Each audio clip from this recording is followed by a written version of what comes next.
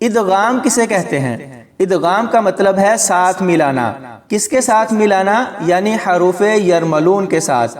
حروف یرملون یعنی یا، را، میم، لام، واو، نون، یہ حروف یرملون ہیں، ان کے ساتھ ملانے کو ادغام کہتے ہیں۔ تو سوال یہ ہے کہ کب ملانا ہے؟ تو جب بھی نون جزم والی کے بعد یا تنوین کے بعد یہ حروف آ جائیں گے تو ان کو ساتھ ملاتے ہوئے ادغام ہوگا۔ مثلا سینۃ ولا، ولا، اس میں واو حروف یرملون سے ہے اور واو سے پہلے تنوین ہے، تو یہاں ملاتے ہوئے جو غنہ ہو رہا ہے اسے ادغام کہتے ہیں۔